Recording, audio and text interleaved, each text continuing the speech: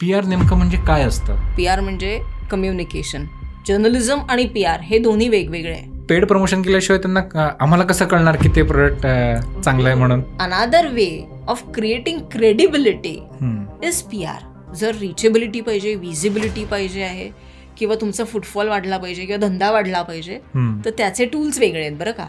आपण भाषा सेंट्रिक झालेलो आहेत, याबाबतीत PR मध्ये कसे चेंजेस झाले जर एखादी महाराष्ट्रात आपल्याला? भाषा सेंट्रिक म्हणण्यापेक्षा ना मी हे म्हणेन की आपण प्रत्येक शेवटच्या माणसापर्यंत पोहोचू शकतोय. So you can take help of some consultant like us, few people like us who are there in the market, who are there to handhold you in this particular domain.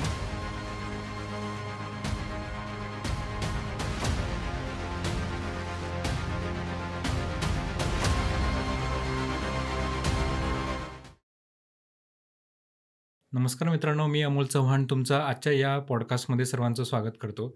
आजचा या पॉडकास्टमध्ये आपल्यासोबत आहेत श्रीमती मोनाली चौरसिया, ज्या एक PR प्रोफेशनल आहेत. व्हॅन्टेज point communication ह्या कंपनीच्या त्या संचालिका आहेत. गेले 18 वर्ष झाले ते या क्षेत्रामध्ये उत्तम अशा भरारी घेतात आहेत. सो आजच्या पॉडकास्टमध्ये PR नेमकं काय, PRचं नेमकं काय पुढे संधी आहेत, या संदर्भात आपण आज बोलणार आहोत. सो मोनाली मॅम, आज तुमच्या या पॉडकास्टमध्ये सहर्ष स्वागत करतो. माझा पहिला अगदी बेसिक प्रश्न असेल की PR नेमकं म्हणजे काय असतं? आणि आत्ताच्या काळात प्रत्येकाला असं वाटतं की माझी PR एजन्सी आहे, ते माझं फार लक्ष देतात. सो मला हे नेमकं फार कुतूहल वाटतं या क्षेत्राविषयी. तर मला असं वाटतं की आज तो योग जोडून आलेला आहे. तर तुम्ही 18 वर्ष त्यात काम करतात आहात, तर आज हा पॉडकास्ट एक रंजक मोडपर्यंत जाईल असं मी अपेक्षा करतो. तर पुन्हा एकदा प्रश्नाकडे की PR नेमकं काय आहे? नक्की. सो सर्वप्रथम धन्यवाद, मला तुम्ही इथे बोलवलं त्यासाठी. सो PR म्हणजे काय? सो PR हे केल्यानंतर मला लक्षात येते आता की PR म्हणजे काय नक्की. बरं. सो एका शब्दात जर मला सांगायचं आहे PR म्हणजे काय, तर PR म्हणजे कम्युनिकेशन. एका शब्दात जर मला सांगायचं आहे तर आपण PR कशाचा तरी करतो, कुठल्या व्यक्तीचा करतो, कुठल्या कंपनीचा करतो. बरोबर. तर त्या कंपनीचा जेव्हा आपण PR करतोय म्हणजे त्या कंपनीबद्दल आपण काहीतरी कम्युनिकेट करतोय. मग ते कोणाला कम्युनिकेट करतोय? त्यांच्या टार्गेट ऑडियन्सला कम्युनिकेट करतोय, त्यांच्या इंडस्ट्रीसाठी कम्युनिकेट करतोय. So basically PR is nothing but communication. मग ते कुठल्या कुठल्या माध्यमांनी करतो आहोत, कसे करतो आहोत, त्या वेगवेगळ्या स्ट्रॅटेजीज असतात. सो थोडक्यात तुला लक्षात आलं असेल की PR म्हणजे कम्युनिकेशन आहे. ते कुठल्या माध्यमांनी आपण करतो आहोत, कसं करतो आहोत, त्याच्यावर मग डिफाईन करतं तुमच्या वेगवेगळ्या PR स्ट्रॅटेजीज आणि नक्की कोणासाठी करतो आहोत, काय तुमचं इंटेन्शन आहे ते करण्यापाठीमागे. त्या सगळ्या गोष्टींनी मग तुमचं ते कम्युनिकेशन, त्याचे टूल्स चेंज होत असतात. बरं. सो तुमचा जर प्रवास बघितला तर मास कम्युनिकेशन टू PR, तर बरेच वर्ष तुम्ही मास कम्युनिकेशन जर्नलिझममध्ये काम केलेलं आहे. तर ही इंडस्ट्री कशा प्रकारे गेल्या 15 वर्षात बदललेली आहे? सो माझा प्रवास आणि ही इंडस्ट्री खूप वेगवेगळं आहे ॲक्च्युली. प्रवास माझा डेफिनेटली आधी जर्नलिझम केलं मी. जर्नलिझम केल्यानंतर मी मीडिया इंडस्ट्रीमध्ये ॲज अ जर्नलिस्ट 11 वर्ष होते. सो जर्नलिझम मी बघितलं आहे. मीडिया कसं काम करतो हे मी फर्स्ट हँड बघितलं आहे. एडिटोरियल डिपार्टमेंटमध्ये चांगल्या चांगल्या न्यूज चॅनल्सना मी काम केलं आहे. सो जर्नलिझम काय आहे हे कळतं. हा प्रवास आणि आता ही इंडस्ट्री PR, जर्नलिझम आणि PR हे दोन्ही वेगवेगळे आहे. वेगवेगळं म्हणजे कसं आहे, they are opposite of each other. Journalism म्हणजे जे होतंय ते मी कव्हर करते ॲज अ जर्नलिस्ट, किंवा मीडिया म्हणून मी ते दाखवतेय लोकांना. PR म्हणजे PR मध्ये जर्नलिझम किंवा मीडिया हा एक भाग आहे. म्हणजे PR प्रोफेशनलला मीडियाची गरज असते. मीडिया थ्रू ते त्यांच्या ज्या काही स्टोरीज असतात ते कम्युनिकेट करत असतात. राईट. सो मीडिया हा एक भाग आहे. सो मी अपोजिट का म्हटलं, कारण मी ह्या आधी जेव्हा जर्नलिस्ट म्हणून होते किंवा मीडियामध्ये जेव्हा मी काम करत होते तेव्हा मी जर ह्या साईडला होते, या बाजूला होते, कारण लोक माझ्याकडे यायचे त्यांच्या स्टोरीज छापून देण्यासाठी, किंवा आपण स्टोरीज छापायचो आपापल्या म्हणजे त्या रिस्पेक्टिव्ह प्लॅटफॉर्मवर. Now I am on the opposite side of the table. म्हणजे मी मीडियाकडे जाते माझ्या क्लायंट्सच्या स्टोरीज छापून देण्यासाठी as a PR professional. So मी मीडिया थ्रू आपल्या क्लायंट्सची जी काही स्टोरी आहे ती कम्युनिकेट करण्याचा प्रयत्न करते. राईट. आता आपण बघूयात त्यांचा म्हणजे हे त्यांचा प्रवास कसा कसा आहे आहे, तो? म्हणजे काय डिफरंट आहे आधीचा मीडिया आणि आत्ताची मीडिया. सो जेव्हा मी मीडियामध्ये माझा मीडियाचा प्रवास सुरू झाला 2002 साली. सो तेव्हाचा मीडिया आणि आत्ताचा मीडिया याच्यात जमीन आसमानचा फरक आहे. आत्ता जो ऑडिओ व्हिज्युअल मीडियम जे इतकं आणि सोशल मीडिया ह्यांचा इतका जास्त प्रभाव आहे की हा जो मीडिया आहे म्हणजे आम्ही कुठली बातमी करायची म्हटल्यानंतर ती बातमी ब्रेक झाली पाहिजे, ती बातमी आपल्या टीव्हीवर यायला पाहिजे, आपल्या स्क्रीनवर यायला पाहिजे, ह्याची जी चढावड होती ती आता नाही राहिली. आज जर तुझ्याकडे ती बातमी आली, बातमी म्हणजे एक कुठलीही घटना, तर ती तू घटना एक तुझ्या मोबाईलच्या द्वारे अगदी हातात असलेल्या मोबाईलच्या द्वारे on your finger tips you can share it to the world. जे माध्यम आधी फक्त टीव्ही होता किंवा न्यूज चॅनल होता जे आपण बघायचो. एक्झॅक्टली. सो तो एक काळ होता आणि आत्ताचा हा एक काळ. तिथे जर्नलिस्ट हा एक कुठल्या तरी प्लॅटफॉर्मसाठी काम करत होता आणि आता every citizen can be a journalist. Right. So हा फरक झालेला आहे आणि हा जमीन आसमानचाच डेफिनेटली फरक आहे. राईट. आणि आता ह्याच्यात जर PR म्हटलं तर म्हणजे हे वेगळंच आहे कम्प्लिटली विश्व. सो जेव्हा हा फार उत्तम मुद्दा इथे मांडला गेला की आधी जर्नलिझम एक जो ती बातमी द्यायचा आम्ही त्याला बघायचो टीव्हीवरती आणि आता ती बातमी अगदी आपल्या फिंगरटिप्स किंवा मोबाईलच्या माध्यमातून आपण बघतो आहे. सो PR हे एक चांगला ॲडव्हान्टेज आहे की आता आपल्याला खूप साऱ्या लोकांपर्यंत अगदी छोट्या व्हिडिओच्या माध्यमातून पोहोचता येतं आणि ही इंडस्ट्री त्यामुळे कदाचित मोठी झाली असेल.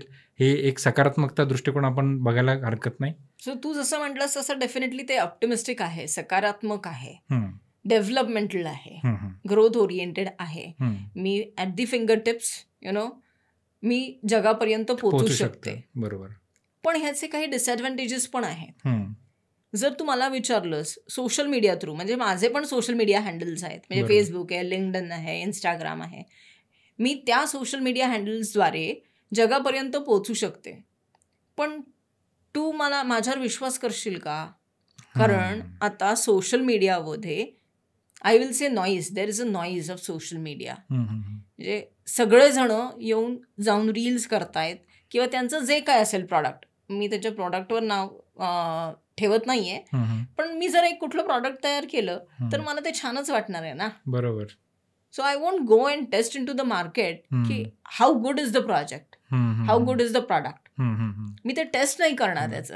And I will start glorifying it on all my social media handles किंवा मी माझं काम तसं करेन. पण तू माझ्यावर विश्वास ठेवायला मला काहीतरी क्रेडिबिलिटी क्रिएट केली पाहिजे. बरोबर. राईट.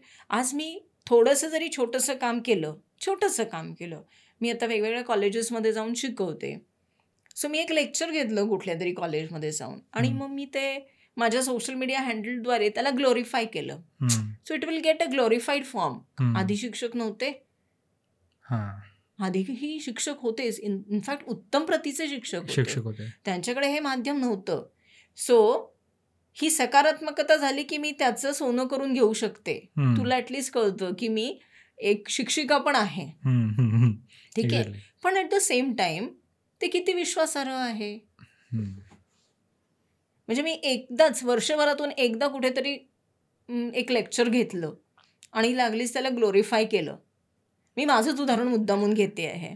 सो असं आपण ग्लोरिफिकेशन मोडमध्ये जातो. सो ह्याच्यामुळे, कारण सोशल मीडिया हँडल माझं स्वतःचं वैयक्तिक आहे, मी माझ्या सोशल मीडिया हँडलमध्ये काहीही पोस्ट करू शकते. राईट. पण त्याला विश्वासार्हता निर्माण करण्यासाठी मला काहीतरी विश्वासार्ह केलं पाहिजे. मग ते लॉंग टर्म टिकण्यासारखं आहे का? आता विश्वासार्हता एकदा लेक्चर घेऊन येते का? बिलकुल. मी उत्तम शिक्षिका तेव्हा होईन का? नाही. सो हे विश्वासार्हता निर्माण करणे ही एक लॉंग टर्म प्रोसेस आहे. आणि ती लॉंग टर्म प्रोसेस करण्याकरता तुम्ही जो PR करता आहात, तुम्ही जे कम्युनिकेट करता आहात, may be through your social media handles किंवा कुठल्याही टूल्सचा वापर करून, राईट, तो लॉंग टर्म असला पाहिजे. म्हणजे आज जर मी तुझ्या पॉडकास्टवर दिसते आहे म्हणजे मी याचं ग्लोरिफिकेशन करायचं का मी खरंच ते काम करते आहे. राईट. माझे जे क्लायंट्स आहेत किंवा मी ज्यांच्यासोबत काम करते आहे ते तसा फीडबॅक देत आहेत का, त्यांना तशी व्हॅल्यू ॲडिशन खरंच होतीये का. सो फक्त पॉडकास्ट थ्रू नव्हे तर माझ्या प्रत्येक कामातून, प्रत्येक ॲक्टमधून ते जाणवलं पाहिजे त्या टार्गेट ऑडियन्सला, त्या इंडस्ट्रीला. तर कुठेतरी जाऊन माझी विश्वासार्हता त्या इंडस्ट्रीमध्ये क्रिएट व्हायला सुरुवात होते. सो हा फार महत्त्वाचा मुद्दा आहे की PR म्हणजे विश्वासार्हता निर्माण करणे. ती आपण जेव्हा आपण कॉन्ट्रॅक्ट घेतो की एखाद्या ब्रँडची आपल्याला विश्वासार्हता क्रिएट करायची आहे, त्यांचं व्हॅल्युएशन आपल्याला वाढवायचं आहे. जेव्हा तुम्ही या क्षेत्रात प्रवास केला तर पहिले काय असे चॅलेंजेस असतील की ते जर एखाद्या व्यक्तीला जर आता सुरू करायचं असेल तर त्याने काय त्या गोष्टी लक्षात घ्यायला पाहिजे की हे एवढंही जसं आपण ग्लोरिफाईड बघतो हे तसं नाही आहे, जसं आपण म्हणतो की एवढं सहज सोपं नाही आहे. तर त्याबद्दल कसा एक व्ह्यू असेल? सो मी जेव्हा PR सुरू केला ना, ॲज अ बिझनेस जेव्हा मी सुरू केलं PR, तेव्हा मी तर एक जर्नलिस्ट होते ना. बरोबर. मी जर्नलिस्ट होते आणि मी आता माझ्या क्लायंटची स्टोरी घेऊन मीडियाकडे जाते आहे. सो मी जेव्हा दुसरी बाजू बघितली, क्लायंट साईड बघितली, जे मी कधी बघितलेली नव्हती. सो क्लायंट मला स्वतःहून म्हणतोय, मला इथे छापून यायचंय, मला तिथे छापून यायचंय. मान्य, तुला तिथे छापून यायचंय. सपोज तुला इकॉनॉमिक टाइम्समध्ये छापून यायचंय, टाइम्स ऑफ इंडियामध्ये छापून यायचंय. तर त्या तोडीचं आहोत का आपण? तसं काम खरंच करतो आहोत का आपण? आता हा याच्यातनं दुसरा मुद्दा पण येतो का, कारण मीडियाचं कमर्शियलायझेशन झालेलं आहे. बरोबर. बऱ्यापैकी चांगल्या प्रमाणात मीडिया पेड पण आहे. याचा अर्थ जर तुझ्याकडे पैसे आहेत तर तू म्हणशील की मी पैसे देतो, मला याच्यात आर्टिकल पाहिजे. सो पेड मीडिया देऊन तू एक कुठेतरी स्वतःला छापून आणशील. बरोबर. पण ते किती काळ टिकणार आहे? तू किती वेळेला मीडियाला पे करणार आहेस? आणि जे पेड असतं ते पण कळतं हो की हां, ही पेड बातमी आहे, राईट. सो अशा वेळेला ते माझ्यासाठी खूप चॅलेंजिंग होतं. ॲज अ जर्नलिस्ट म्हणून मला ते फेस करणं की अहो नाही ना, मी जर्नलिस्ट आहे, आपण स्टोरी क्रिएट करूयात ना. म्हणजे तुम्ही जर त्या लेवलचं काम करता आहात तर आपण स्टोरी सांगूयात ना मीडियाला, आणि त्या मीडियाला तुमच्या स्टोरीमध्ये इंटरेस्ट क्रिएट करूयात, म्हणजे ते ऑटोमॅटिक होईल. तुम्ही मला हे नका सांगू की मला इथे छापून आणायचं आहे. म्हणजे हा माझा थोडासा ॲरोगंट स्वभाव होता की मी ते घेऊ शकले नाही, राईट. पण at the same time this is a fact की पैसे देऊन कशाला तुम्हाला स्टोरी छापून आणायची? तुमचं प्रॉडक्ट आहे, तुमच्या कामात दम आहे. मीडियाला कॉन्टेंट हवा असतो, फक्त ते योग्य पद्धतीने त्यांना सांगितलं गेलं पाहिजे. त्यांच्या इंटरेस्टला धरून मला ती स्टोरी क्रिएट करून सांगता आली पाहिजे त्यांना. बरोबर. सो मला हे ओरिएंटेशन ऑफ द क्लायंट हा सगळ्यात मोठा मुद्दा आहे आजही, की मला त्यांना अवेअर करायला लागतं की मी मीडिया एक्सपर्ट आहे. सो रेस्ट अश्युअर्ड, मला माहिती आहे आपलं काय इंटेन्शन आहे. जर मला तुमच्या कंपनीसाठी PR करायचं आहे तर काय करायचं हे मला कळतंय. सो आपण आता ह्याच गोष्टीला, तुम्ही माझ्यावर आश्वस्त राहा, आपण बघूयात की आपली स्टोरी, आपली कंपनी लोकांपर्यंत कशी पोहोचवता येईल. बरोबर. सो यामध्ये मला असं कळालं की जेव्हा तुम्ही म्हटलात की मला त्यांना सांगावं लागतं, राईट. सो मी असं एक आयडेंटिफाय करतो की जो व्यक्ती तुम्हाला असाइनमेंट देतो या क्षेत्रामध्ये, ठीक आहे, त्याला काहीतरी वेगळं पिक्चर असतं त्याच्या डोक्यामध्ये की हे असं असायला पाहिजे. तर मला असं वाटतं की पहिला तास तर अर्धा तास की नेमकं काय आहे हे सांगण्यातच जात असेल. अर्थात त्याच्यात जातोच, आणि इनफॅक्ट ते सांगून सुद्धा लक्षात येत नाही. म्हणजे ही प्रोसेस ही ऑनगोईंग प्रोसेस आहे. म्हणजे वर्षभराचा एक कॉन्ट्रॅक्ट असतो आमचा कुठल्याही कंपनीसोबत, पण ही प्रोसेस जी आहे ना ती ऑनगोईंग असते. सतत त्यांना दरवेळेला भेटून त्यांना हे ब्रशअप करायला लागतं, वेगवेगळ्या पद्धतीनं सांगायला लागतं, कारण रिक्वायरमेंट्स पण वेगवेगळ्या असतात. म्हणजे कुठल्या इंटेन्शननी आपण काय करतोय, काय कम्युनिकेट करायचं आहे, तर हे कसं कम्युनिकेट केलं गेलं पाहिजे, कुठल्या प्रकारच्या मीडियाला सांगितलं पाहिजे की हे पॉडकास्ट करून होणार आहे, की हे जे कम्युनिकेशन आहे हे सोशल मीडियावर टाकून होणार आहे, की ह्या कम्युनिकेशनसाठी आपण कुठल्या तरी चांगल्या मीडियाचा, इस्टॅब्लिश मीडियाचा वापर केला पाहिजे. बरोबर. हे वेगवेगळ्या, म्हणजे it depends on the kind of communication you have, आणि मग त्या कम्युनिकेशन प्रमाणे कुठल्या टूलचा आपण वापर केला पाहिजे किंवा रास्त असेल त्या पद्धतीनं त्यांना ओरिएंट करायला लागतं. ते त्यांना समजावून द्यायला लागतं की का असं केलं पाहिजे. सगळ्यात आधी तर हे बघायला पाहिजे की आपल्याला जी कंपनी आपण काम करतो आहोत ती कंपनी कुठेपर्यंत न्यायची आहे, का तुम्हाला लागलीच वाइंड अप करायचं आहे. एक्झॅक्टली.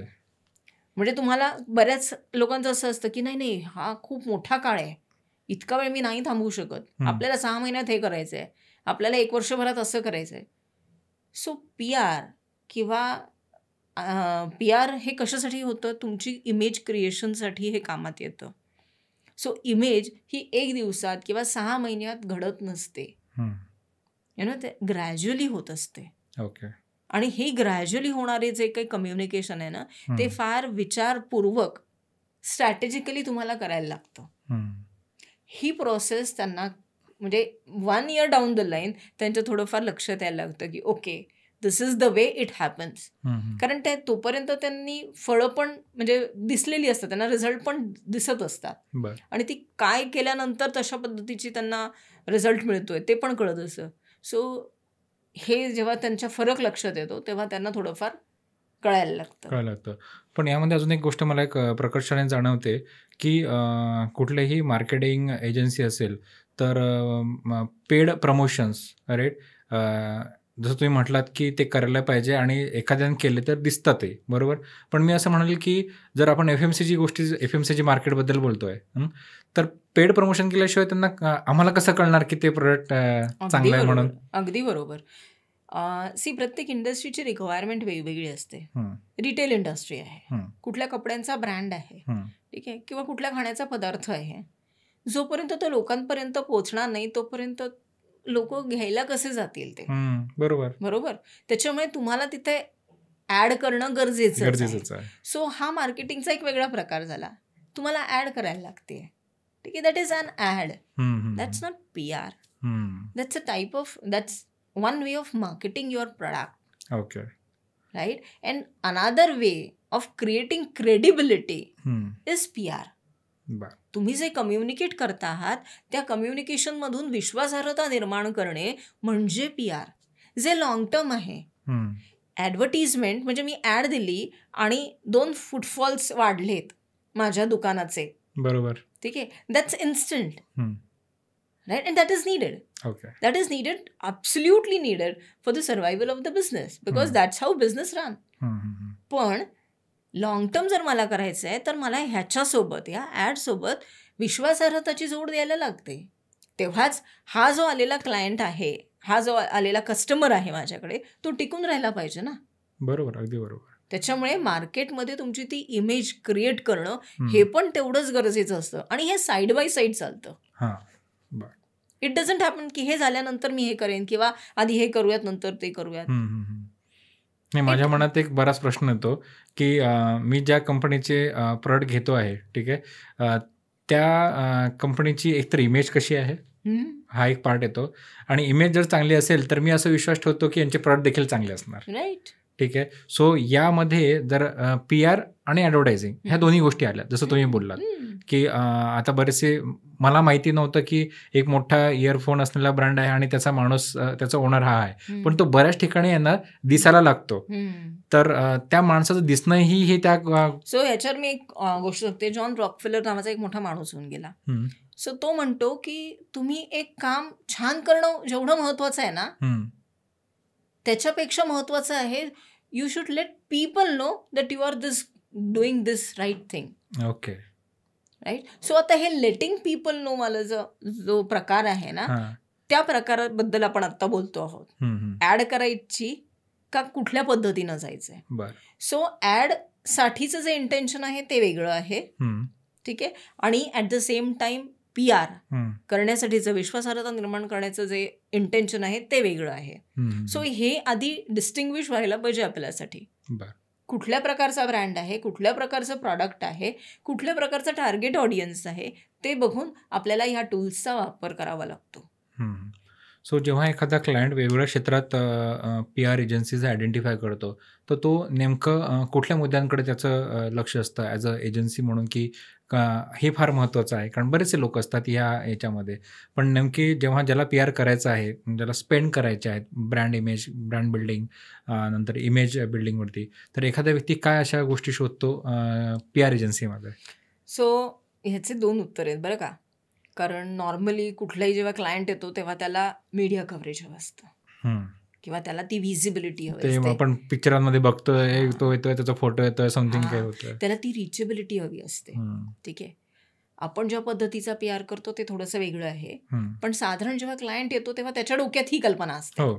राईट. मग त्याला सांगायला लागतं की जर रिचेबिलिटी पाहिजे, व्हिजिबिलिटी पाहिजे आहे, किंवा तुमचा फुटफॉल वाढला पाहिजे किंवा धंदा वाढला पाहिजे, तर त्याचे टूल्स वेगळे आहेत बरं का. तिथून प्रवास सुरू होतो. आणि मग त्याला ती विश्वासार्हता निर्माण कशी करायची इथपर्यंत पोहोचून द्यायला लागतं. म्हणजे त्याला ते डिस्टिंग्विश करून द्यायला लागतं की हा भाग वेगळा आणि हा भाग वेगळा आहे. आणि मग हळूहळू तो प्रवास विश्वासार्हतेकडे घेऊन जायला लागतो. ओके. यामध्ये जी एजन्सी आहे त्यांचे देखील कनेक्ट्स इतर चांगल्या गोष्टींसोबत असणं महत्त्वाचं असतं. कारण एखादा व्यक्ती जेव्हा येतो तेव्हा तो आपल्याकडे असा विचार करतो की तुमचे काय कनेक्ट्स कुठल्या ब्रँडसोबत चांगले आहेत, हेही त्यातलं एक वन ऑफ द टूल असू शकतं. सो डेफिनेटली तसं असतं. म्हणजे ते बघतात की तुम्ही किती मोठे आहात, तुमचे काय कनेक्ट्स आहेत. आधी असं होतं की PR म्हणजे पब्लिक रिलेशन्स, म्हणजे माझे रिलेशन्स आहेत मीडियामध्ये म्हणून, म्हणजे माझे चांगले रिलेशन्स आहे आणि माझे एका नाही असे 10 मीडियामध्ये रिलेशन्स आहेत आणि त्याच्या जोरावर मी तुझी स्टोरी छापून आणून देणार आहे. आधी हे असं रूढ होतं. पण हे असं नाही आहे. मी जसं म्हटलं मीडिया चेंज झालेला आहे. So it is not that way. So तुझ्याकडे जर पैसा आहे ना, तू डायरेक्ट मीडियाला कनेक्ट करू शकतोस आणि तुझी स्टोरी छापून आणून देऊ शकतोस. त्याच्यासाठी कदाचित तुला एक PR प्रोफेशनलची पण गरज लागणार नाही. पण PR प्रोफेशनल कशासाठी आहे? आता PR इंडस्ट्रीमध्ये पण वेगवेगळ्या पद्धतीने लोक काम करतात. सो आपण ज्या आमच्या कंपनीमध्ये आम्ही पेड PR ला भरच देत नाही किंवा त्याच्याकडे आमचा फोकसच नाही आहे. आम्ही तशा पद्धतीचं कामच करत नाही. आम्ही म्हणतो आम्हाला लॉंग टर्म काम करायचं आहे. आम्ही तुमचं जे काम आहे, तुमचं जे नाव आहे, तुमची जी कंपनी आहे त्याला इस्टॅब्लिश करायचं आहे मार्केटमध्ये, तुमच्या इंडस्ट्रीमध्ये. सो अशा वेळेला मी पेड प्रमोशन करून ॲट अ टाइम मी ते अटेन्शन घेऊन उपयोगाचं होणार नाही आहे.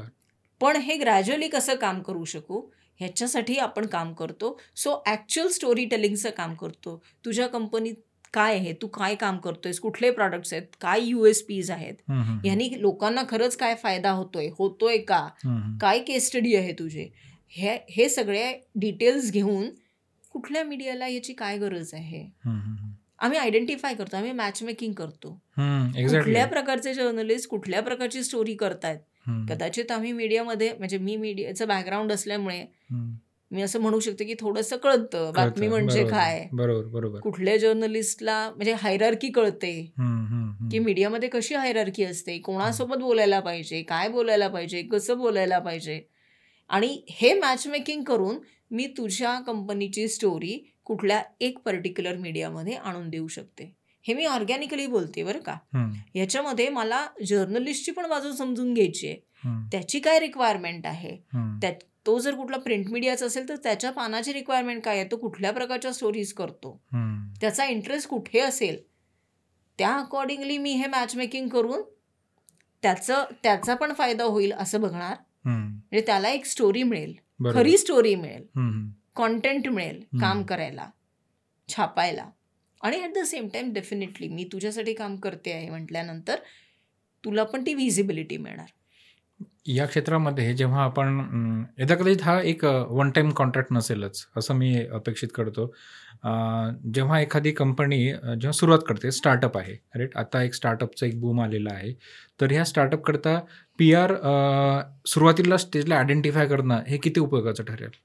म्हणजे PR करायचा का नाही करायचा, PR करायचं की नाही, आपण सेपरेट बजेट या गोष्टी करता ठेवायचं की नाही. जसं मार्केटिंग बजेट आहे, सोशल मीडिया बजेट आहे, ठीक आहे, तसं PR साठी एक बजेट असणं महत्वाचं. सगळ्यात पहिल्यांदा ना PR मध्ये सोशल मीडियाला कन्सिडर करतात.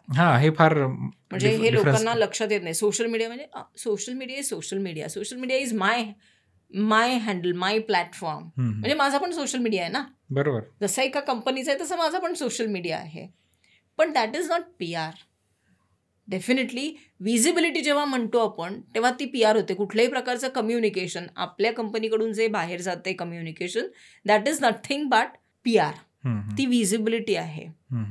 पण आता कुठल्या इंटेन्शननी करायचं आहे. आता if you are not visible, Bill Gates म्हणतो तुम्ही जर व्हिजिबल नाही आहात ऑनलाईन प्लॅटफॉर्म्सवर तर तुम्ही एक्झिस्टच करत नाही आहात, राईट. सो त्या कॉन्टेक्स्टमध्ये जर बघितलं तर तुम्हाला विजिबिलिटी महत्वाची आहे. बरोबर. तुमचे सोशल मीडिया हँडल्स ऍक्टिव्ह असणं महत्वाचे आहेत, गरजेचे आहेत जर तुम्हाला या काळामध्ये राहायचं असेल, एक्झिस्ट करायचं असेल तर.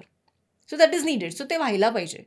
पण एकच डिस्टिंग्विशिंग फॅक्टर आहे, तो म्हणजे विश्वासार्हता.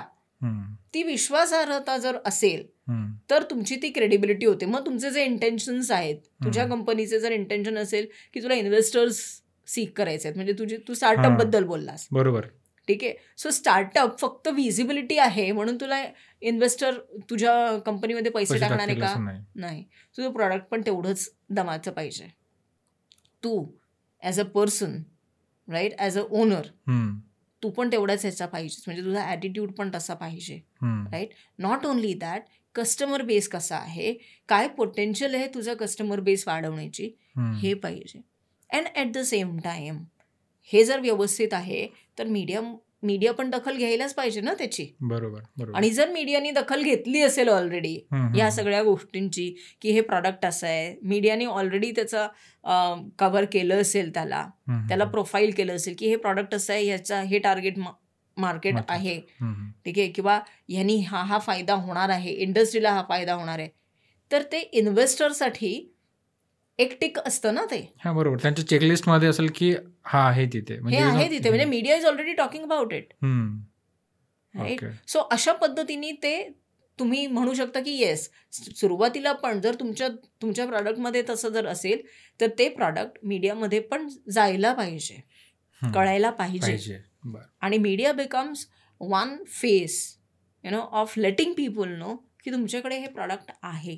तर जसं आपण म्हणतो की वैयक्तिक PR करणं, जो की एखादा राजकीय नेता असू शकतो किंवा एक कॉर्पोरेट PR करणं, राईट, यामधला काय फरक आहे नेमका? जर तू मला विचारलंस तर फरक नाही आहे काही. टूल्स वेगवेगळे आहे, त्याच्यानंतर कॉन्टेंट वेगवेगळं आहे, ठीक आहे. PR करणं म्हणजे विश्वासार्हता निर्माण करणं हेच आहे, कम्युनिकेट करणं तुमच्या target ऑडियन्सला.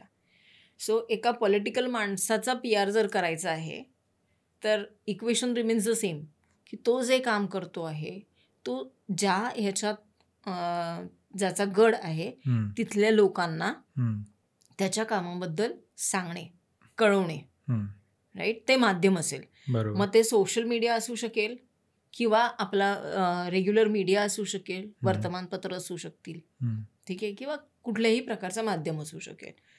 So communication is the only thing which they are doing. बरोबर. सो टूल्स वेगवेगळे होतात, डिफर करतात. कॉर्पोरेट कंपन्यांना ते काय काम करतायत ते सांगायचं असतं, त्यांचा टार्गेट ऑडियन्स वेगळा असतो, त्याच्यामुळे ते म्हणजे आपण त्याच्यासाठी कम्युनिकेट करायला जे माध्यम वापरू ते वेगळं असेल.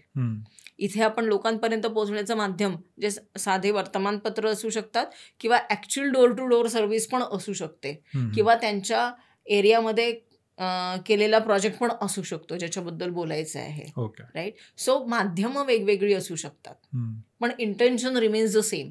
सो जर तू मला विचारलंस तर त्याच्यात फरक असा नाहीये, ढोबळमानाने जर म्हटलं तर. टूल्स वेगवेगळे आहेत, कॉन्टेंट वेगवेगळं आहे. ओके.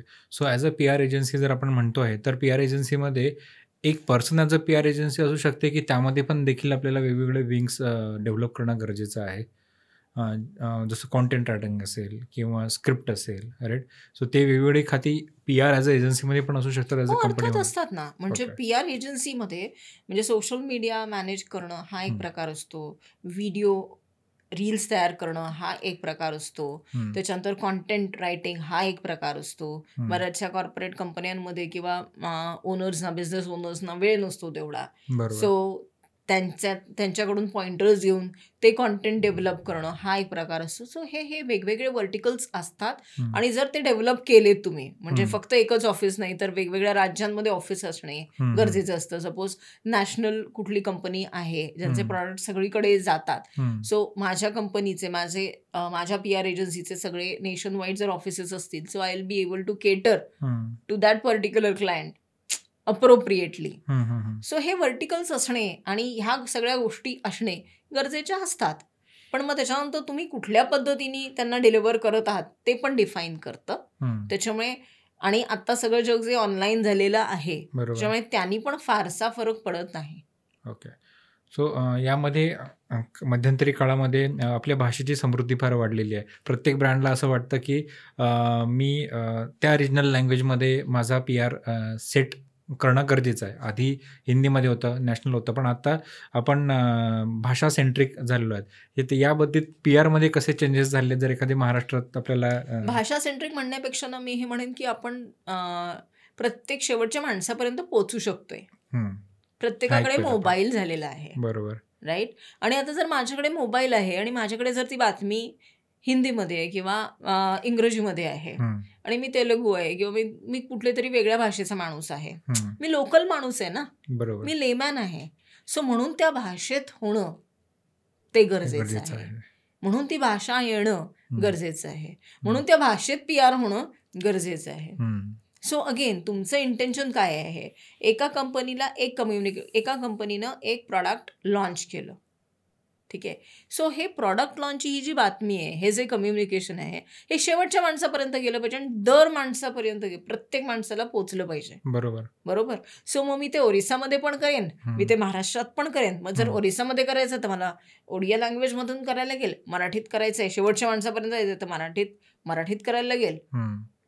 सो हा काळ मध्यंतरीपासून आता बदलत चाललेला आहे. जसं 18 वर्ष झाले तुम्ही PR मध्ये आहात, ठीक आहे. तर माईट बी क्लायंटची तशी रिक्वायरमेंट येत असेल की आम्हाला PR या रिजनल या लँग्वेजमध्ये असायला हवं. तो आता बदलतं आहे समीकरण थोडंसं. मी थोडंसं तुला हे करते, चेंज करते.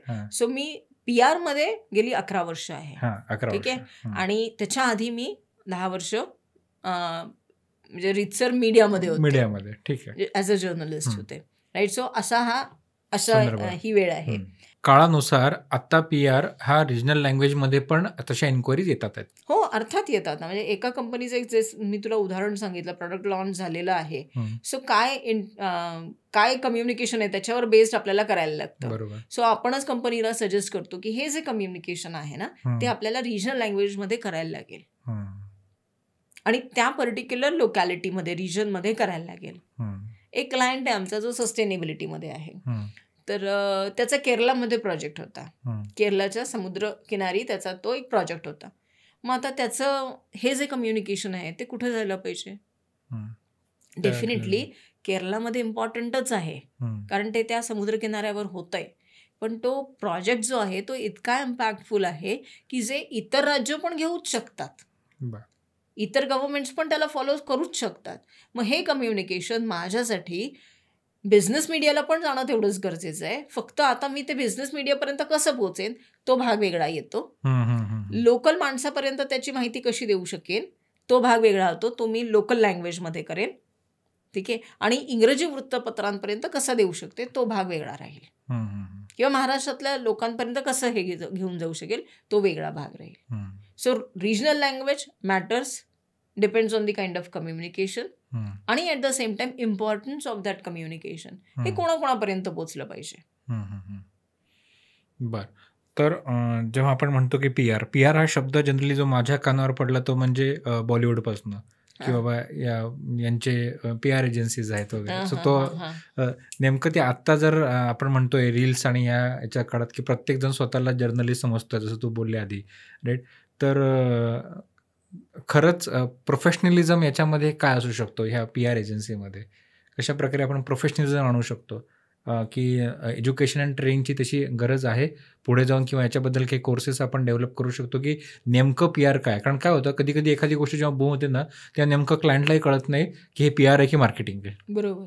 आणि क्लायंट कन्फ्यूज होऊन जातो. आणि जेव्हा तिथं प्रोफेशनल लोक येतात चांगले, ठीक आहे, तेव्हा त्यांना फार अवघड जाते कन्व्हिन्स करायला की हे तर मग हे पण करू शकतात, तुमची काय गरज आहे? सो स्टिरियोटाईप जर म्हटलं ना, तर एक ग्रॅज्युएट माणूस सुद्धा करू शकतो, ज्याला बोलता येतं. म्हणजे एका मुलाला मराठी बोलता येतंय व्यवस्थित, लिहिता येतंय व्यवस्थित, तो माणूस पण PR करू शकतो, ठीक आहे. पण PR करू शकणे आणि PR ॲक्च्युअली होणे ह्याच्यात फरक आहे, बरोबर, ठीक आहे. सो फक्त बोलणे आणि फक्त लिहिता येणे is not the thing. PR is a strategy. हे सगळ्यात महत्त्वाचं लक्षात यायला पाहिजे. आणि ती स्ट्रॅटेजी चपखल बसणे हे फार महत्त्वाचं आहे त्याच्यात. आता आपण वेगवेगळ्या कंपन्यांसाठी जेव्हा PR करतो किंवा again I missed your question. बरेच मंडळी स्वतःचं असं सांगतात की बाबा मी रील्स काढतो आणि मी PR करतोय. सो एक प्रोफेशनल PR एजन्सी आणि एक आत्ताचे ते मुलं म्हणतात याच्यामध्ये क्लायंटचं बरंच कन्फ्युजन होतं. सो मी आता स्ट्रॅटेजीबद्दल बोलले. सो स्ट्रॅटेजी किती महत्वाची असते. सो तू जेव्हा एक कंपनीचा ओनर आहेस, तू हे काय, हे तर मी पण करू शकतो ना. रील्स मी पण बनवू शकतो. मी माझ्या घरी काही इव्हेंट असेल तर रील्स बनवतो, तर मी माझ्या कंपनीच्या पण प्रॉडक्टची रील बनवतो. ठीक आहे, मी माझं सोशल मीडिया हँडल मीच बोलायचं आहे ना, सो मी मॅनेज करू शकतो. हे करूच शकतो तुम्ही, त्याच्यात काहीही वाद नाही आहे. ठीक आहे, पण तुमचा अप्रोच आणि एका प्रोफेशनलचा अप्रोच हा कम्प्लिटली वेगळा असायलाच पाहिजे ना, म्हणून तो प्रोफेशनल झालेला आहे. मी जेव्हा तुला सांगेन की अमोल हे असं नाही, आपण हे असं करू शकतो, ठीक आहे, तेव्हा त्याला काहीतरी वजन निर्माण होतं. अदरवाईज तू नॉर्मल जसं पर्सनली घरी एक रील तयार करतो आणि सर्क्युलेट करतोयस, तशाच पद्धतीनं ते होणार. PR करायचं आहे म्हणजे कोणासाठी करायचं आहे, कशासाठी करायचं आहे, ठीक आहे, नक्की काय इंटेन्शन आहे त्याच्या पाठचं, किती काळासाठी करायचं आहे, कुठल्या ऑडियन्ससाठी करायचं आहे, ह्याच्यातनं तुला काय अपेक्षित आहे, लोकांनी तुझं प्रॉडक्ट घेणे अपेक्षित आहे की तू इन्व्हेस्टरनी तुझ्या याच्यात कंपनीत इन्व्हेस्ट करणं अपेक्षित आहे. ह्या सगळ्या गोष्टींचा विचार करून म्हणजे तुमचं लागलीच असणारं गोल किंवा विजन काय आहे या दोघींची सांगड घालून मग तुझं रिटेल प्रॉडक्ट आहे का तुझं सॉफ्टवेअरचं प्रॉडक्ट आहे की जे ऑनगोईंग डेव्हलप होत असतं किंवा सर्व्हिस आहे, या सगळ्या गोष्टींचा विचार करून एक स्ट्रॅटेजी निर्माण करायची असते. आणि बेस्ड ऑन दॅट मग ते कम्युनिकेट करणं. मग ते तू करू शकशील का, तुझा आवाका कसा असेल. सो तो आवाका वेगळा आणि एका प्रोफेशनलचा आवाका वेगळा असेल. यामध्ये एक गोष्ट मला फार प्रकर्षाने जाणवली की PR म्हणजे कम्युनिकेशन, PR म्हणजे स्ट्रॅटर्जी, आणि अजून एक पार्ट येतो तो म्हणजे जो डिफरन्शिएट करतो एका PR एजन्सीला ज्या गोष्टी असतात तो म्हणजे रिसर्च. ठीक आहे, सो एखाद्या PR एजन्सीने रिसर्चफुल असणं हे किती महत्त्वाचं आहे. That is the base. तो बेस आहे. जर माझा फक्त रिसर्च आणि एका गोष्टीचा नसतो. रिसर्च खूप साऱ्या गोष्टींचा असतो. तो कसा, मी जसं म्हटलं की रिसर्च इज द बेस, त्याच्यावरच माझी स्ट्रॅटेजी ठरणार आहे. सो तुझी जर कंपनी माझ्याकडे आली किंवा XYZ कंपनी आली तर मला डेफिनेटली कंपनीचा रिसर्च करावा लागतो. ठीक आहे, कंपनीचा रिसर्च केल्यानंतर ह्या कंपनीचे कोणते कोणते कॉम्पिटिटर्स आहेत त्यांचा रिसर्च करावा लागतो. How are they placed in media, तो रिसर्च करावा लागतो. ठीक आहे, हा एक भाग झाला. दुसरा भाग मीडियाचा. कुठल्या म्हणजे त्याच्या अगोदर येते त्याची इंडस्ट्री, म्हणजे तो कुठल्या इंडस्ट्रीचा, रिटेल इंडस्ट्री. मग रिटेल इंडस्ट्री कशी जाते, रिटेल इंडस्ट्रीचे काय ट्रेंड्स आहेत. ठीक आहे, सो इंडस्ट्रीचा रिसर्च करावा लागतो. तुझी कंपनी, तुझ्या कॉम्पिटिटर्सची कंपनी, त्यांचा रिसर्च, तुझ्या इंडस्ट्रीचा रिसर्च, मग इकडे येऊन मीडियाचा रिसर्च. मीडिया या इंडस्ट्रीला कसं बघतंय, कुठले जर्नलिस्ट स्टोरी करतायत, कशा प्रकारची स्टोरी करतायत, कुठल्या प्रकारचे ट्रेंड्स क्रिएट होत आहेत मीडियामध्ये त्यांच्या स्टोरीजमुळे. आणि आता ह्या सगळ्या गोष्टींचा रिसर्च केल्यानंतर माझ्या क्लायंटचे काय USPs आहेत त्याचा रिसर्च, आणि मीडियामध्ये जे सुरू आहे हे त्याची मला सांगड घालून तयार करणारा जो एक शेवटचा हे आहे, त्याच्यावर बेस्ड मला माझी स्ट्रॅटेजी करायला लागते त्या पर्टिक्युलर क्लायंटसाठी. सो रिसर्च हा आत्मा आहे कुठल्याही म्हणजे कुठल्याही कंपनीसाठी PR करण्यासाठी. बरं, आता अजून पुन्हा येतो की आपण कम्युनिकेशनबद्दल बोललो, आपण स्ट्रॅटेजीबद्दल बोललो, आपण रिसर्चबद्दल बोललो, राईट. पण हे सर्व झाल्यानंतर त्याचं इम्प्लिमेंटेशनही होणं तेवढंच महत्त्वाचं आहे. म्हणजे मला असं म्हणतं की ती गोष्ट राईट ऑडियन्सपर्यंत ज्या हेतूने तुम्ही रिसर्च केला आहे त्या इमोशन्सने पोहोचणं महत्त्वाचं आहे. अर्थात आता ते इमोशन्स पोहोचण्यासाठी वेगवेगळे टूल्स आहेत. जसं तू मला म्हणलास सोशल मीडिया आहे, पॉडकास्ट आहे, रील्स आहेत. ठीक आहे, हे वेगवेगळे टूल्स आहेत. बरोबर, पण नक्की काय पोचायचं आहे मला मेसेज. ठीक आहे, आपण रिटेल इंडस्ट्रीबद्दल बोलूया. तू फूड इंडस्ट्री मधला आहेस. ठीक आहे, food industry is retail industry. प्रत्येक माणूस एक कस्टमर आहे त्याचा. ठीक आहे, सो आता हे पोचणं रील्स सुद्धा द्वारे पोहोचू शकतो ना. नक्कीच पोहोचू शकतं. पण आता ती कंपनी कुठली कंपनी आहे, त्या कंपनीची काय लिगसी आहे, ती कंपनी मार्केटमध्ये किती वर्षांपासून आहे, 2 वर्ष झाले का 20 वर्ष झाले का 25 वर्ष झाले, काय पुढे त्यांचं व्हिजन आहे, हे बघून मला काय नक्की कम्युनिकेट करायचं आहे, माझं माध्यम चेंज होईल ना. म्हणजे तू एक गोष्ट जी रीलद्वारे सांगतो आहे ती लिगसी मी रीलद्वारे सांगू शकेन का? येत आहे लक्षात तुला? मग ते रीलद्वारे ती लिगसी मी नाही सांगू शकणार.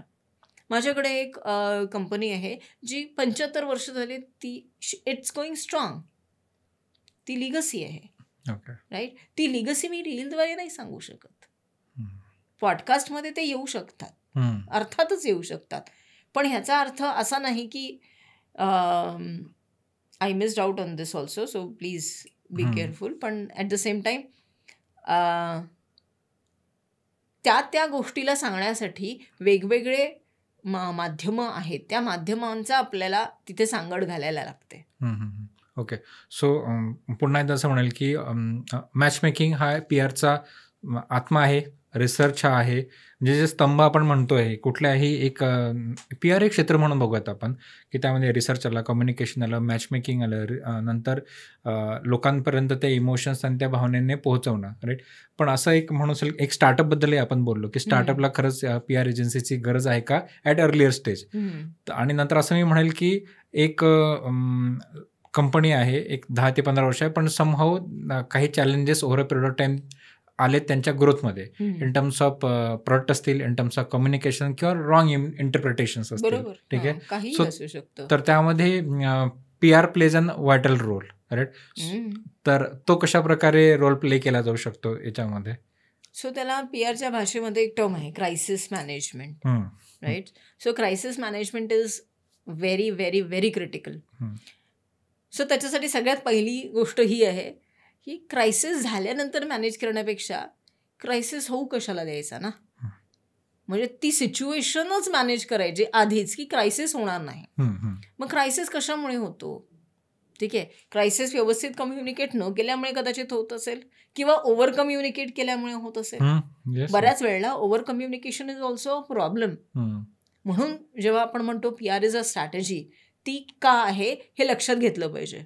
कुठल्या माध्यमांवर आपण बोललं पाहिजे, का बोललं पाहिजे. मी जर सतत बोलेन तर क्लायंटसुद्धा येऊन, म्हणजे कस्टमरसुद्धा येऊन, अरे तुमच्या प्रॉडक्टमध्ये हे असं होतं. आणि त्यांच्यासाठी आता जसं म्हटलं आपण की प्रत्येक माणसाच्या फिंगर टिप्सवर आज सगळे सोशल मीडिया हँडल्स आहेत.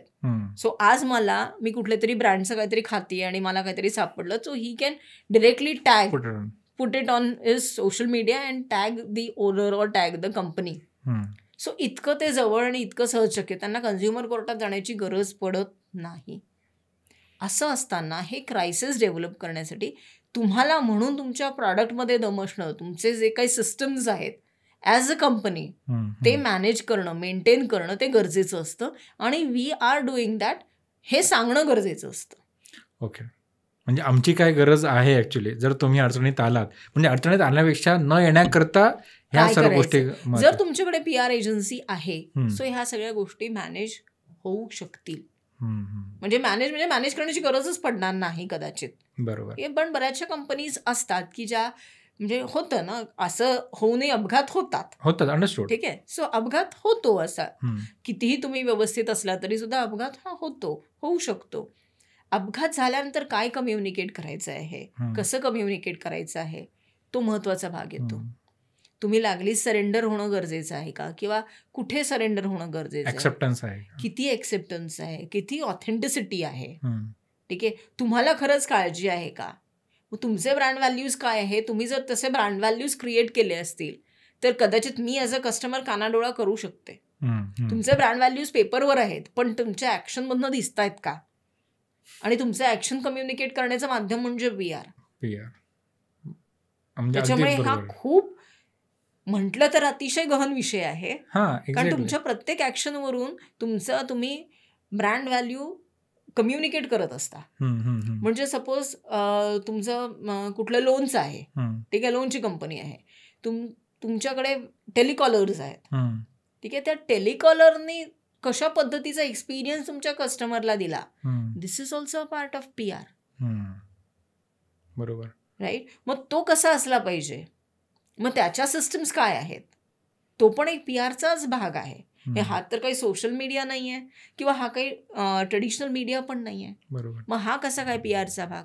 हा फार फार महत्वाचा आहे की PR म्हणजे दिसणं नाही, राईट. म्हणजे आतमध्येही ज्या स्टँडर्ड ऑपरेटिंग प्रोसिजर फक्त स्ट्रॅटेजिकली दिसणं नव्हे, तसं ते असणं, असल्यानंतर ते दिसणं. हे फार महत्वाचं म्हणजे आहे. तुम्ही असा पहिल्यांदा, त्याच्यानंतर आपण ते दाखवूयात ना, तर ते दाखवल्यानंतर त्याला काहीतरी खरंच व्हॅल्यू आहे, व्हॅल्यू मिळेल. बरं. नाहीतर तुम्ही नाही आहात आणि ते जर दाखवत आहात, दाखवणार, ठीक आहे, दाखवतात लोक, पण ते फार काळ टिकत नाही.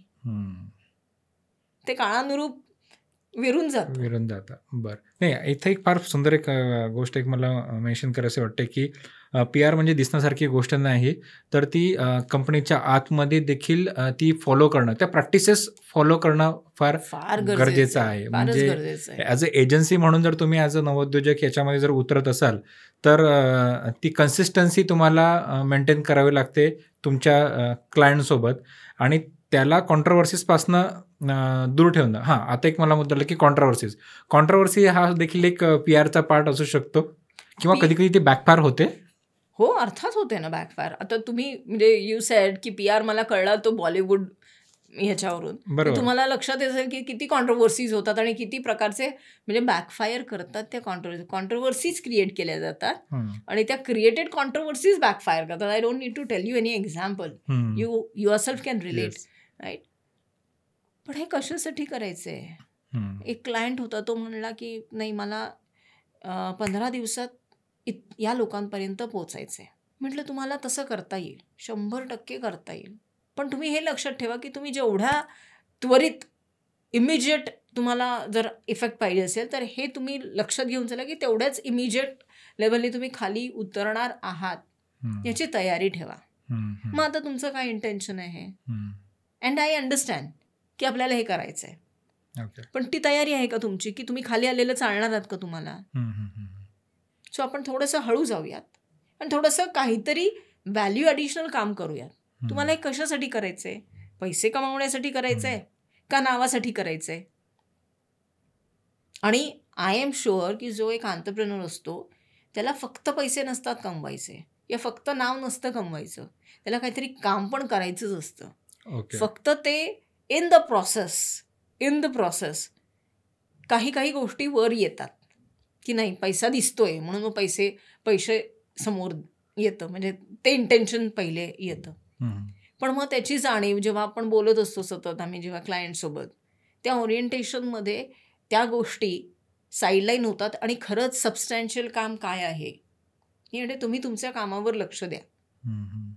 तुम्ही तुमचं प्रॉडक्ट किती व्यवस्थित करू शकाल, सिस्टम्स कशा व्यवस्थित करू शकाल, जो एंड युजर आहे त्याला कसा कस्टमर एक्सपिरियन्स बेस्ट देऊ शकता, त्याच्यामध्ये तुम्ही लक्ष द्या. मीडियाचा पार्ट आम्ही मॅनेज करतो. You don't worry, you do your good work, we will showcase your good work on every good handle. Okay.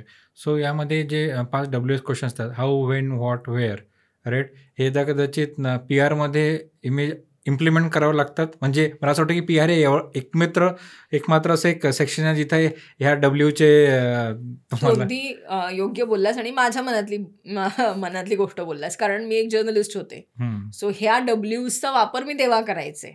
बातमी लिहिताना पहिल्या पॅराग्राफमध्ये, पहिल्या 3 ओळींमध्ये हे सगळे WH यायला पाहिजेत, राईट. सो तेच काम मी आता माझ्या क्लायंटसाठी करते.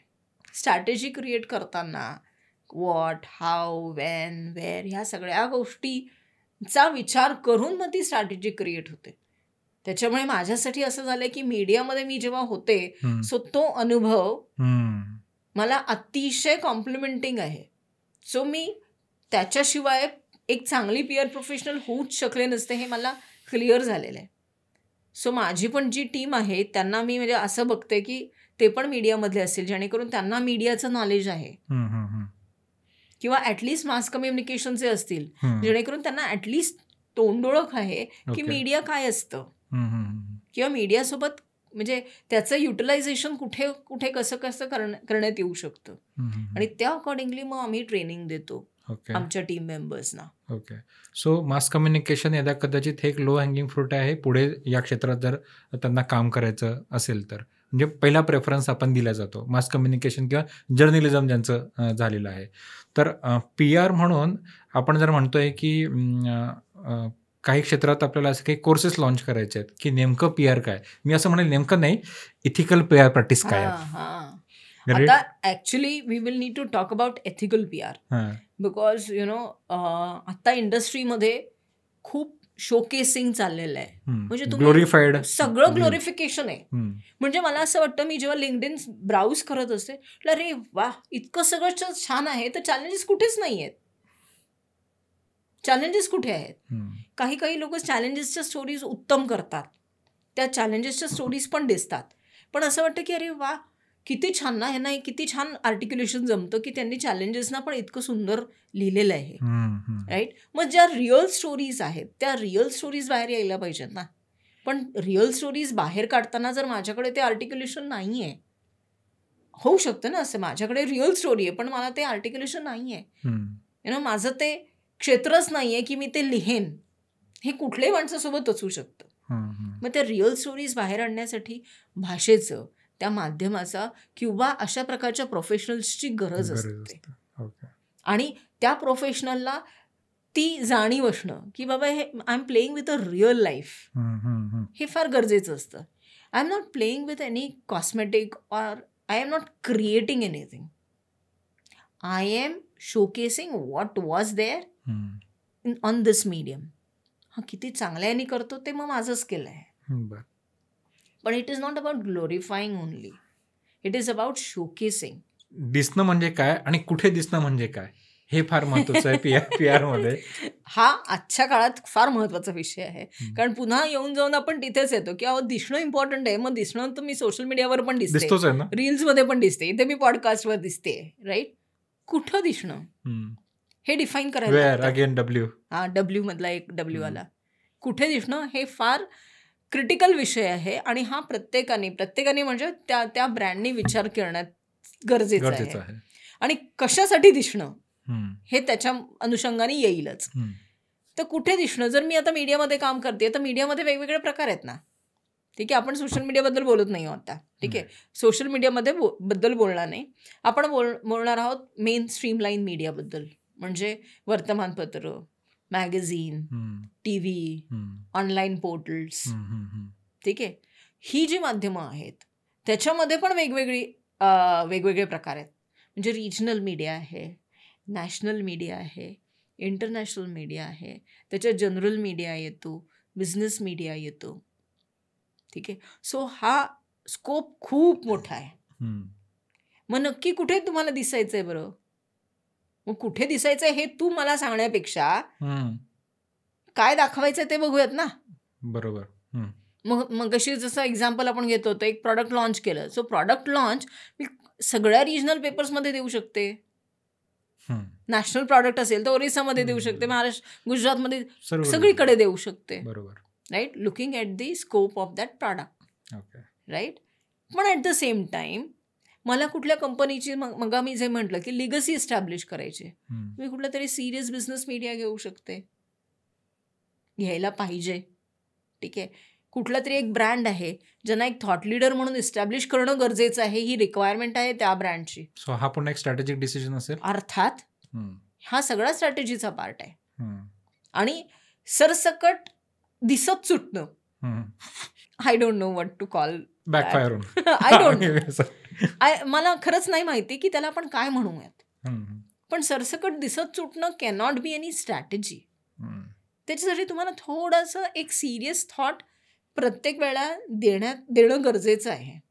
आणि ते असणं फार गरजेचं आहे, कारण तो थॉटच असत नाही. ठीक आहे, आता माझे सोशल मीडिया हँडल्स आहेत, मी त्याच्यात टाकेन हे आपण इथे हे करून टाकूयात, तिथे ते करून टाकूयात. पण त्याचंच एक पूर्ण एकत्रित त्याचा जो इफेक्ट असतो, त्या इफेक्टचा विचार करणं फार गरजेचं असतं. म्हणून ती स्ट्रॅटेजी गरजेची आहे. नाही, हे फार महत्वाचं आहे की फक्त दिसत सुटणं. जेव्हा तुम्ही हा शब्द वापरला ना, तेव्हा मला असं ते फॅशन मूवी आठवला.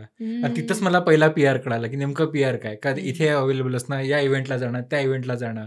ठीक आहे. सो इव्हेंट अटेंड करणं आणि पेज 3. हां, पेज 3 म्हटलं की मग ते PR शब्द, मग पेड PR आहेत. ह्या सर्व एकंदरीत हा पार्ट होता. हा माझ्या सबकॉन्शियस माइंडमध्ये येत होता हा पॉडकास्ट सुरू असताना. So coming to the point, आता आपण येतोय की ह्या सर्व गोष्टी असताना स्पेसिफिकली PR कसा असावा, कसा असू नये, राईट? आणि तो कशा प्रकारे एक उद्योग म्हणून जर आपण म्हणतो, जर एखाद्याला PR एजन्सी जर सुरू करायची आहे, तर त्याची बाराखडी काय असू शकते? सो मला नाही वाटत की मी ह्याच्याबद्दल म्हणजे I don't have that capacity to say anything on this. का? कारण मी एक्सपर्ट आहे, नक्कीच मीडियामधली एक्सपर्ट आहे, मी म्हणते स्वतःला expert. But at the same time मी कुठल्या कंपनीसाठी जर PR करते तर त्यांचं इंटेन्शन काय आहे हे समजून घेणं मला तेवढंच गरजेचं असतं. सो हा फील्ड जॉब आहे. फील्ड जॉब आहे असं म्हटलं तरी चालेल, फील्ड किंवा जॉब, एक्सपिरियन्स जॉब असेल. एक्सपिरियन्स जॉब, किंवा हे व्हेरी करतं प्रत्येक माणसासाठी. ती जी स्ट्रॅटेजी आहे ना ती प्रत्येक माणसासाठी, प्रत्येक कंपनीसाठी व्हेरीच करतं. त्याच्यामुळे बाराखडी काय आहे, डेफिनेटली तुम्ही हे लक्षात घेतलं पाहिजे की मला PR का करायचं आहे हे तुमच्या डोक्यात क्लिअर पाहिजे. PR करून मला काय मिळवायचंय, मला धंदा मिळवायचा आहे, म्हणजे मी काय एक्सपेक्ट करतोय ह्या ऍक्टिव्हिटीमधून. कारण बऱ्याच लोकांना असं वाटतं की मी इन्व्हेस्ट केलं म्हणजे मला त्याचं रिटर्न ऑफ इन्व्हेस्टमेंट मिळायला पाहिजे. बरोबर, म्हणजे मी PR मध्ये इन्व्हेस्ट केलं की मला धंदा मिळायला पाहिजे. पण असं गणित नाहीये. हे इंटँजेबल काम आहे.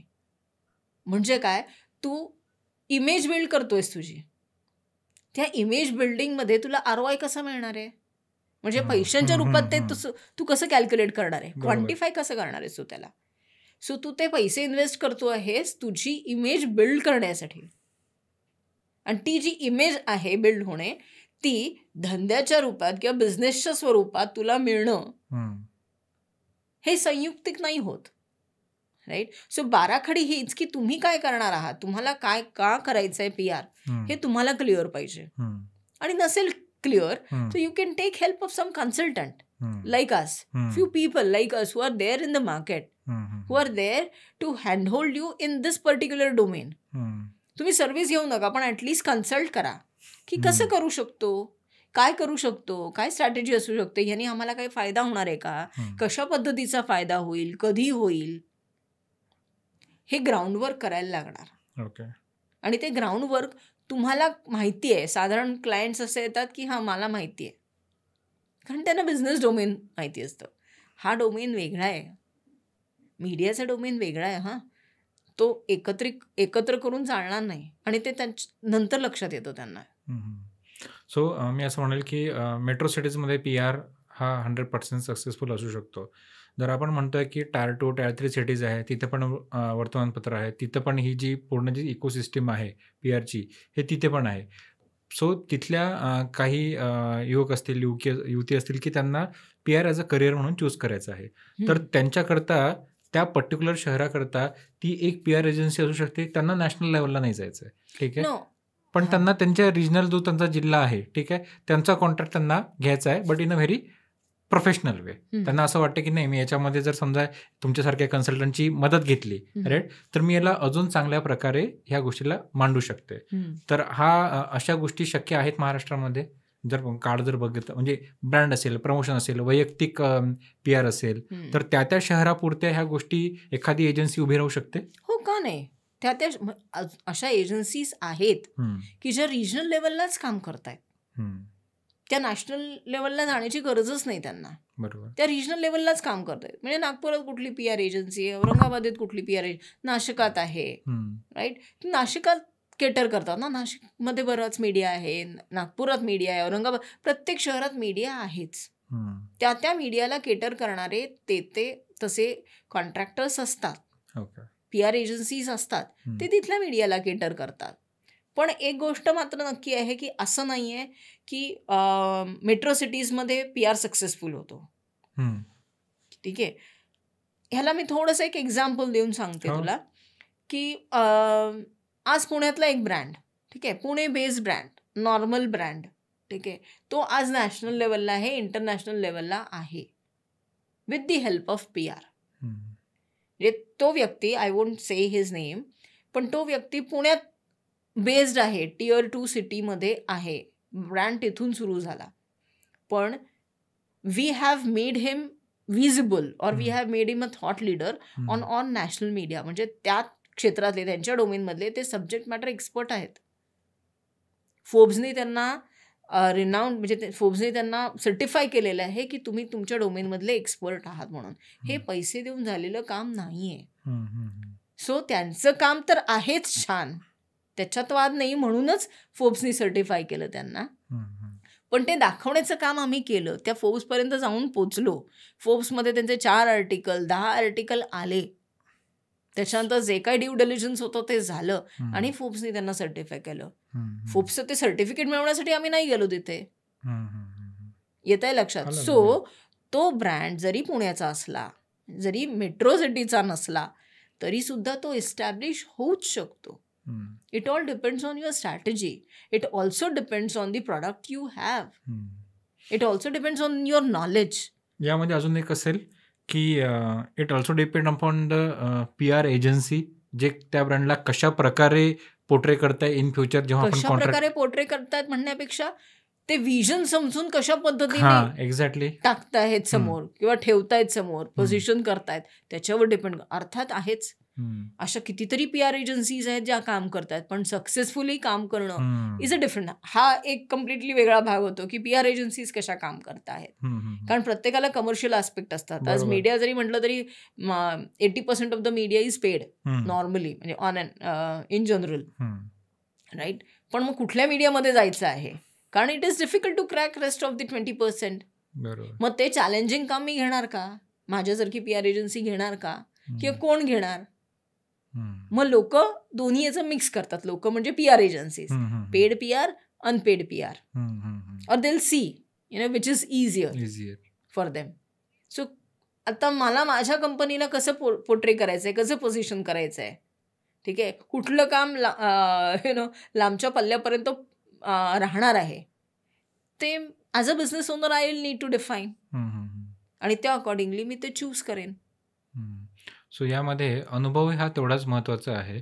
तर काही अशा या क्षेत्रात कंपनीज आहेत की ज्या मुलांना इंटर्नशिपसुद्धा देतात as a to get practice किंवा अनुभव घेण्याकरता, असा एक इकोसिस्टम आहे महाराष्ट्रामध्ये? अर्थात आहे, कारण बरेचसे कॉलेजेस आहेत ज्या कॉलेजेसमध्ये मास कम्युनिकेशन किंवा जर्नलिझम हा कोर्स चालवण्यात येतो. बरोबर.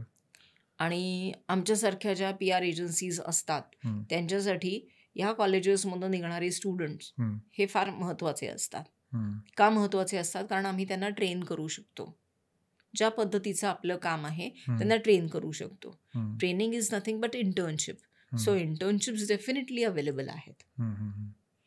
पण मी अजून पुन्हा म्हणेल की खूप सारे मुलं असतात इंटर्नशिप करतात, राईट, पण खरंच किती % यामध्ये ते कन्सिस्टंटली एफर्ट्स टाकून आता त्या गोलपर्यंत पोहोचतात, असे काही आहेत?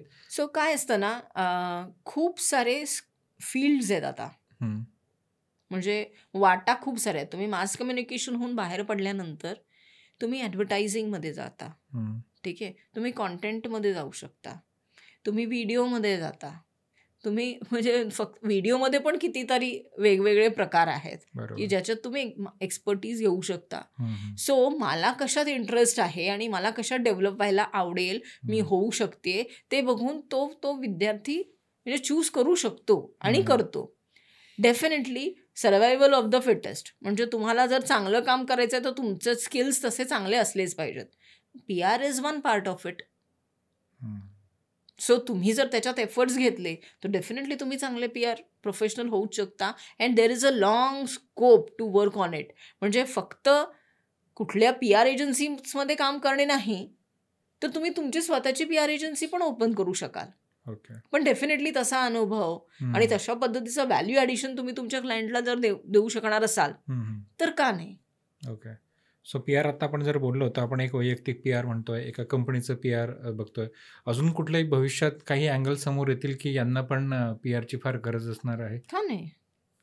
आता मला हे असं सांगण्याची गरज नाही, कारण आज बरेच जण म्हणतात की अरे मोदींचा PR खूप छान आहे, राईट.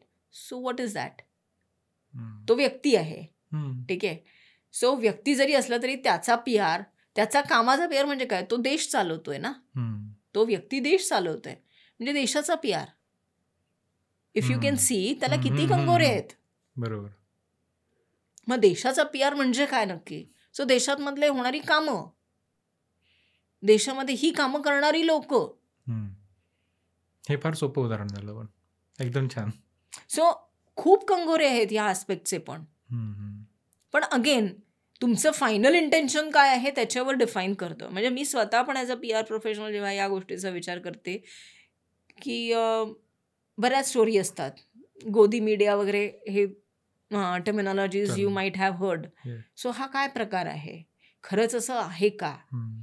होतं का आधी? ह्या मला असं वाटतं की हे किती स्ट्रॅटेजिक आहे आणि किती स्ट्रॅटेजिक असू शकतं, किंवा माणसानी दिसणं हे जेवढं इम्पॉर्टंट असतं, त्यात ॲट द सेम टाईम त्या माणसाने तसं काम करणं पण तेवढंच इम्पॉर्टंट आहे ना. नाहीतर त्या दिसण्याला अर्थ राहत नाही. हम्म. त्याच्यामुळे तुम्ही ग्राउंडेड असणं, तुम्ही हम्म. तुमच्या प्रॉडक्टमध्ये लीडर असणं हे तेवढंच इम्पॉर्टंट आहे. म्हणजे मोदींना फक्त त्यांचे फोटोज असे काढले तसे काढले, ते आत्ता या क्षणाला म्हणजे एका दिवसात त्यांनी इतके कपडे घातलेत आणि तसे फोटोज येणे जेवढं महत्त्वाचं आहे. अरे पण ते काम पण दिसतंय. काम दिसतंय की नाही दिसत आहे? हम्म. आज आपली इकॉनॉमी कुठे होती, कुठल्या नंबरवर आलेली आहे, हे मला सांगण्याची गरजच नाही आहे. सो बरोबर. काहीतरी काम होतंय हम्म. आणि ते काम दाखवण्याचा प्रयत्न सुरू आहे व्यवस्थित. सो हे स्ट्रॅटेजिक आहे सगळं आणि हे स्ट्रॅटेजिक असायला पाहिजे. सो फक्त दिसणं इम्पॉर्टंट नाही आहे, तर ते होणं पण तेवढंच तो इम्पॉर्टंट आहे. महत्वाचं आहे. सो आता आपण अगदी शेवटच्या मुद्द्याकडे येतो आहे की मी असं कन्क्लूड करेल की जसं आपण म्हणतोय की कम्युनिकेट करणं, नंतर रिसर्च करणं, तो रिसर्च प्रॉपर करणं, प्रॉपर होणं गरजेचं आहे.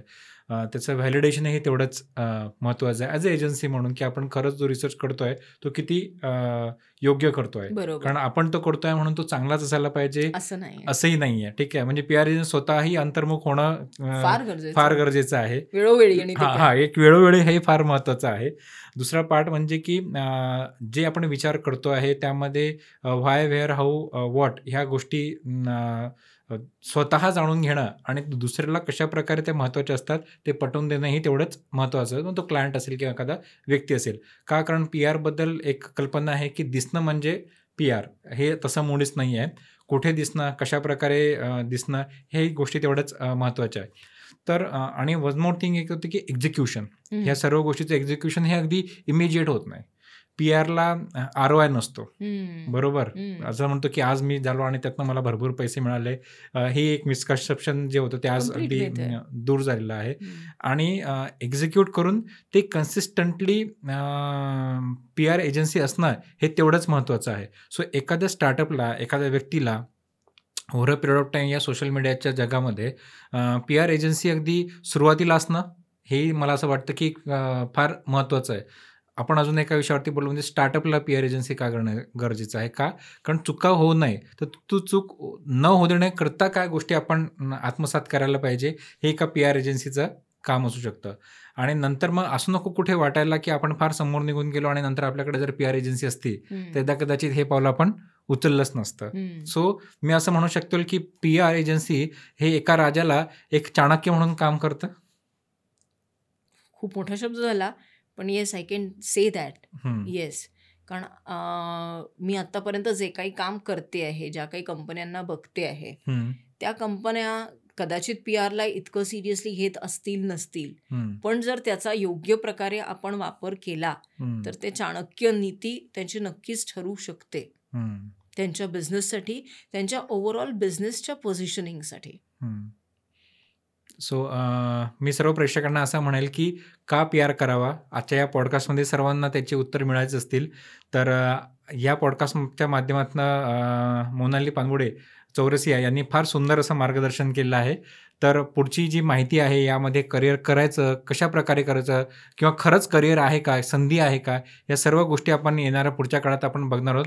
सो मोनाली मॅम, तुमचा आज आमच्या पॉडकास्टमध्ये आलात, त्यामुळे मनपूर्वक धन्यवाद. थँक्यू अमोल, मला बोलवल्याबद्दल. आणि मला तुझ्यासोबत गप्पा मारताना खूप मस्त मजा आली. मजा आल्या. थँक्यू. चालेल, धन्यवाद.